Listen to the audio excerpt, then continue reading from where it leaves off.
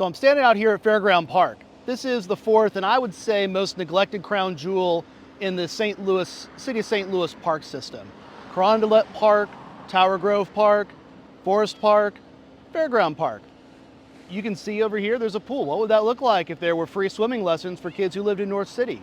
What would it look like if there were bike paths and hiking trails and all the amenities that people take for granted at Forest Park and Tower Grove Park that actually add a lot of value to those neighborhoods? It doesn't take a lot, but some concerted effort, a lot of funding, but some time and planning. We know how to do great parks in St. Louis. Okay, friends, I've got a lot to learn about real estate development, but I'll tell you two things I do know. It's a universal truth. People like to live near parks, and people like to live near water. Yeatman High School, a St. Louis public school, clearly a vacant and dilapidated property. This is 2 blocks away from Fairground Park and the Brookline Greenway. Are we saying that this thesis doesn't get a lot better if we invest into Fairground Park and the Brookline Greenway and all the other things we're doing? I think not. Okay, friends, check it out. I know that Fairground Park doesn't have all of these beautiful World's Fair fountains. It doesn't have the statues. It doesn't have the St. Louis Art Museum. But that's just because we haven't spent any money on it. You know, in fact, before the World's Fair came to Forest Park, Fairground Park used to be where we held the Farm and Mechanical Show. For almost 100 years, that was the spot in Missouri and the region for all the newest things in farming and mechanical industrialization in the 1890s. So it's not as though this is a unknown place that we're trying to develop from new. A lot of the cases, we're just bringing it back.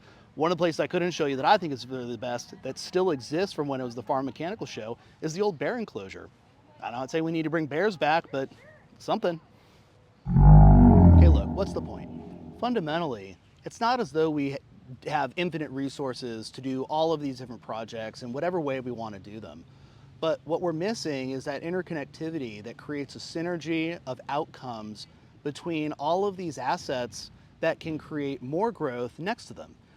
We see this in the Atlanta Beltline, we see this in the Katy Trail, we've seen it in Forest Park, we see it in Lafayette Square, we see it in Benton Park. We see it in all of these places, and yet we assume they happen organically, or that because something happened 100 years ago, we can't recreate it today. Now, like I said, I'm not saying we need to have another World's Fair so that we can get these beautiful fountains, or that you need to have acres of fountains, but there's opportunity all over the place, whether it's in the park, whether it's a greenway, whether it's in the riverfront. We don't need to study it to the nth degree. We don't have to get it perfect. Sometimes just a little bit goes a long way.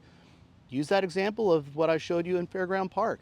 Acres of grass. Well, plant some trees, plant some sycamores. We see it all over Forest Park. We see it all over Tower Grove. We see it all over Carondelet Park.